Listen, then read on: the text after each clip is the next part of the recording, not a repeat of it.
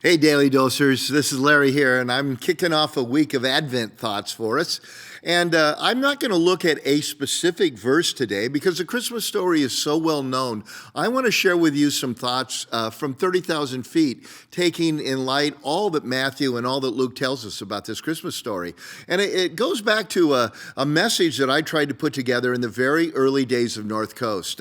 It lives in the lore of the Osborne family because what happened is I had this idea, I had this thought, and I had the title, I put it all together, and the night before I realized, I don't really have a sermon on this. What I've got is a devotional, a main thought. And it was about 15 years later that I actually preached that sermon. And on the Saturday night before I was supposed to preach it the first time, I actually went back, changed everything, had to go to the office, pulled out all the bulletins, put in new ones after printing up a new note sheet and everything. And boy, I'm quite glad the church was small back in those days. So what was this thought that in my mind was so powerful, but yet hadn't been all fleshed out?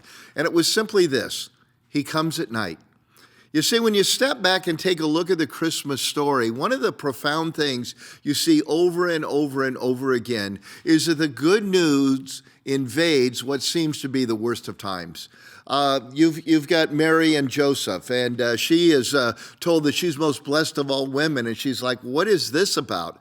Joseph is an incredibly blessed man, and yet there are rumors left and right that will dog him every day of his life about his a wife bearing a child that is illegitimate. And then on top of that, you have a whole nation that is in one of its darkest times. It's been 400 years since a prophet has shown up. It is under Roman oppression, and it doesn't look like it's getting any better. And then when Joseph and Mary finally get to Bethlehem, so that they can register for an unfair tax that has been heaped upon them. And she's had to go there waddling from their hometown. When they get there, here's what they find out. They find out there's no room in the inn. Just everywhere you turn, it's a point of darkness. And unbeknownst to them, God is already invading the scene. He has been doing so for 9 months, and yet nobody has a clue. And it reminds me of how God tends to work in our life as well. Sometimes in those darkest of moments, God is at work in some of the most powerful ways, but we don't see it through the front windshield. We don't tend to see it through the side windows.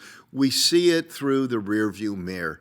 And I want to encourage you this Christmas time as we reflect upon the coming of our Lord to remember that no matter how dark things might be, the promises of God are always yes and are always fulfilled.